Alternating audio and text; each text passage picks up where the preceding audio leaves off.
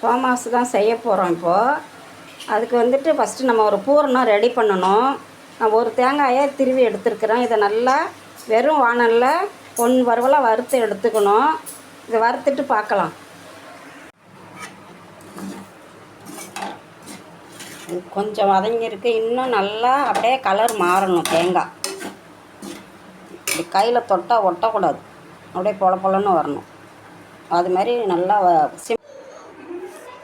இது மாதிரி நல்லா பொறன்னு வறுத்துக்கணும். ஸ்டவ் ஆஃப் பண்ணிவிட்டேன். ஒரு தட்டில் மாற்றிக்கலாம்.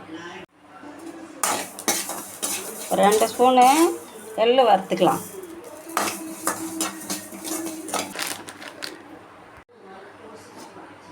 ஒரு 1/4 கிலோ பொட்டுக்கடலை கொட்டியிருக்கேன்.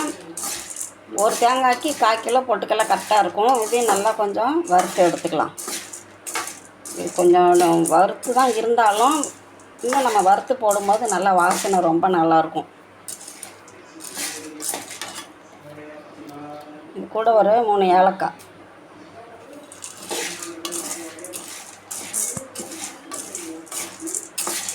சிம்மில் வச்சு தான் வறுக்கிறேன். நல்லா கொஞ்சம் கலர் மாறும். பொட்டுக்கடலையும் நல்லா வறுபட்டுருச்சு. பார்த்தாலே தெரியும். இந்த பச்சை வாசனை இருக்கக்கூடாது. இதை ஆஃப் பண்ணிவிட்டு எல்லாத்தையும் ஆற வச்சு எடுத்துக்கலாம். பாருங்கள், எல்லாத்தையும் வறுத்து எடுத்தாச்சு. இது நல்லா ஆறணும். இது மாதிரி நம்ம அரைச்சி இதோட சர்க்கரை சேர்த்து நம்ம அரைக்கணும். இது மாதிரி அரைச்சி வச்சிட்டோம்னா 1 மாதம் ஆனாலும் வீணாக போகாது. எப்போ நமக்கு தேவைப்படுதோ சோமாசா செய்கிறதுக்கு அப்போ மைதா மாவு பிசைஞ்சு இந்த பூரணத்தை வச்சு நம்ம சுட்டு சாப்பிட்டுக்கலாம். 1 மாதம் ஆனாலும் கெட்டு போகாது. அதுக்கு தான் தேங்காவை நல்லா ட்ரையாக வறுக்கணும். பாருங்கள், பொல பொலன்னு இருக்குது பாருங்கள். அந்த பச்சையோட இதுவே இல்லை, தேங்காயோட அந்த பச்சை இல்லாமல் இருக்குது பாருங்கள். ஈரத்தன்மை இல்லாமல் நல்லா ட்ரையாக இப்படி வறுக்கணும். அப்போ தான் கெட்டு போகாது. இதெல்லாம் இப்போ நல்லா ஆறிட்டு நான் இப்போ ஒரு 200 கிராம் அளவுக்கு இருக்கும் சர்க்கரை எடுத்துருக்கேன். இது தனியாக ஃபஸ்ட்டு பொடி பண்ணி எடுத்துக்கலாம். சர்க்கரையே பொடி பண்ணி எடுத்துட்டேன். இல்லை 2 இதாக போட்டு அரைச்சி எடுத்துக்கலாம். இப்போ அந்த தேங்காய் பொட்டுக்கடலை இது எல்லாத்தையும் கலந்ததை இதை ஒரு வாட்டி நல்லா நைஸாக கொஞ்சம் குறன்னு, ரொம்ப குறன்னு இல்லாமல் கொஞ்சம் குறன்னு இருந்தால் தான் நல்லாயிருக்கும் சாப்பிடும்போது. அரைச்சி எடுத்துக்கலாம். எல்லாத்தையும் நம்ம அரைச்சி எடுத்தாச்சு. இதை பாருங்கள், கொஞ்சம் லேசாக அங்கங்கே பொட்டுக்கடலை தெரியுது பாருங்கள். இது மாதிரி அரைச்சி எடுத்துக்கணும். இப்போ இது எல்லாத்தையும் ஒன்றா கலந்து வச்சுக்கலாம்.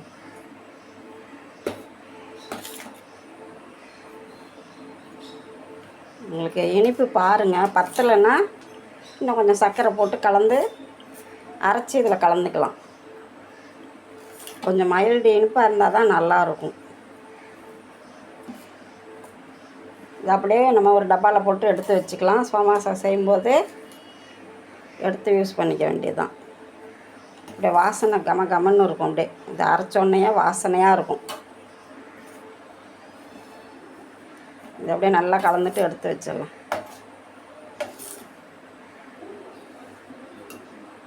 நம்ம தான் செஞ்சு காட்ட போகிறேன். அதனால் கொஞ்சமாக மைதா மாவு எடுத்துருக்குறேன்.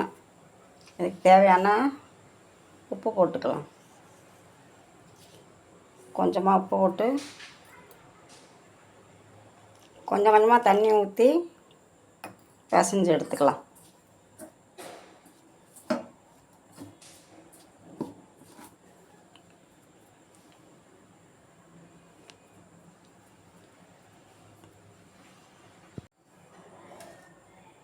இப்போ கொஞ்சமாக எண்ணெய் ஊற்றிக்கலாம். நான் மாவு கொஞ்சம் தான் எடுத்துருக்கேன், அதனால் கொஞ்சமாக எண்ணெய் சேர்த்துருக்குறேன்.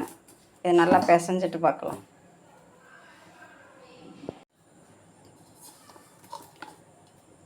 மாவை நல்லா அழுத்தி பிசைங்க.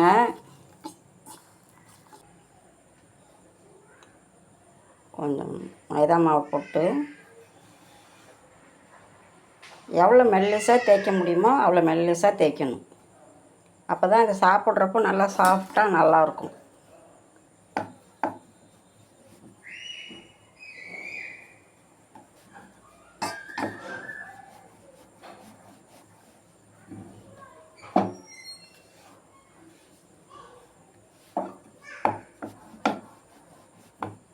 தேய்ச்சிட்டு பார்க்கலாம்.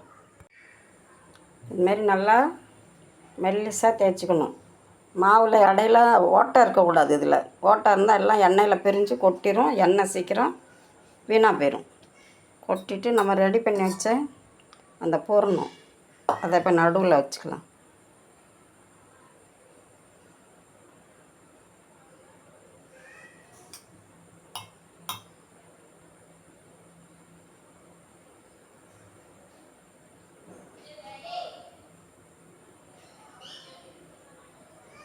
வச்சுட்டு இதை அப்படியே மடிச்சுக்கலாம்.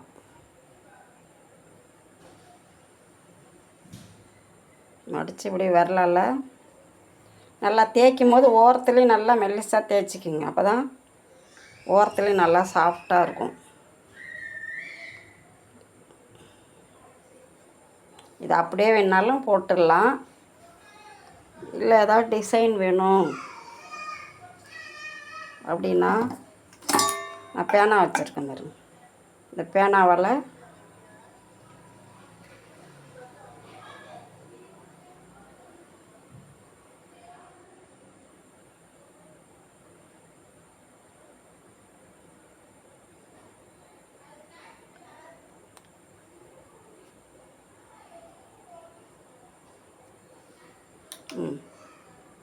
இப்படியும் ஒரு டிசைன் மாதிரி போட்டுக்கலாம்.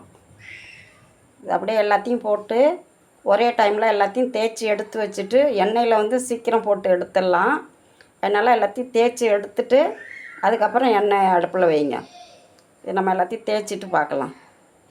இதில் வந்துட்டு மாவு வந்து இந்த நம்ம அச்சில் செஞ்சோம்னா அந்த அச்சுக்கு அளவாக மிச்ச மாவு வெளியில் எடுக்கணும். திரும்பி அதை தேய்க்கணும். நம்ம இப்படி தேய்க்கும்போது மாவும் வேஸ்ட் ஆகாது. நல்லா பெருசாகவும் இருக்கும் பார்க்குறது. நமக்கு எவ்வளோ பெருசு வேணுமோ அவ்வளோதுக்கு தேய்ச்சிக்கலாம். எல்லா மாவும் தேய்ச்சிட்டு பார்க்கலாம். எவ்வளோ மெல்லிசாக தேய்க்கிறீங்களோ அவ்வளோதுக்கு நல்லாயிருக்கும் சாஃப்டாக சாப்பிட்றதுக்கு. இல்லைன்னா கடுக்கு முடுக்குன்னு இருக்கும். தேய்க்கும் போது மாவு ட்ரை ஆகிட்டுன்னு வச்சிங்களா, நீங்கள் இந்த ஓரத்தில் அப்படியே லேசாக தண்ணியை தொட்டு தடவிட்டு திரும்ப அதை எடுத்து வச்சு ஒட்டினீங்கன்னா நல்லா ஒட்டிக்கும். தண்ணி ரொம்ப தேய்க்க கூடாது. லேசாக அப்படியே தடவுனிங்கன்னா நல்லா ஒட்டிக்கும். ரொம்ப தண்ணியை தடவணும்னா குழன்னு அப்புறம் கையில் பிச்சுக்கிட்டு வந்துடும். லேசாக தான் தொட்டு தடவணும்.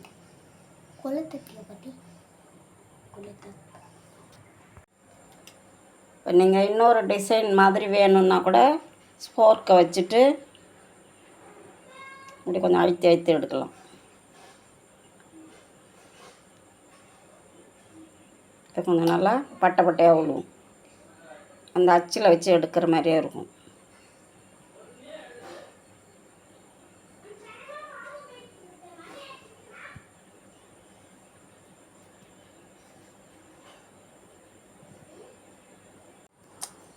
அதெல்லாம் சரியாக விழல. கொஞ்சம் அழுத்தி ப்ரெஸ் பண்ணோன்னே அப்படியே எதுக்கு வருங்க. இதே மாதிரி கூட ஸ்போர்க்கு வச்சு கூட நீங்கள் டிசைன் பண்ணிக்கலாம்.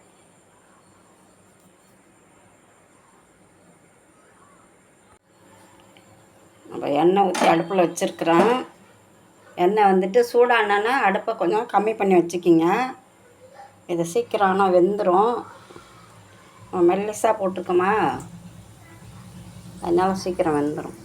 நான் ரெண்டாக தான் போடுறேன்.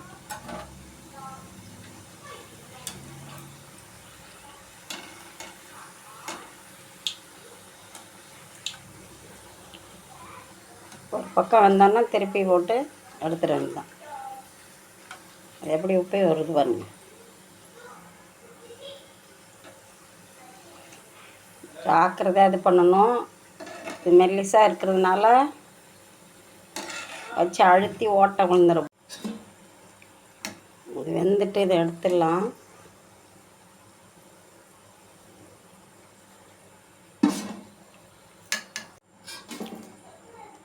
இதுவும் இப்போ நல்லா கொஞ்சமாவது தான் பிசைஞ்சேன். அதிலே வந்து 12 போட்டிருக்கிறேன். இது வந்துட்டு ரொம்பவும் சாஃப்டாக இருக்கும். இங்கே பாருங்க, அப்படியே உடஞ்சிரும். சாப்பிடும்போது ரொம்ப டேஸ்ட்டாக நல்லாயிருக்கும். ட்ரை பண்ணி பாருங்கள். லைக் பண்ணுங்கள், ஷேர் பண்ணுங்கள், கமெண்ட் பண்ணுங்கள்.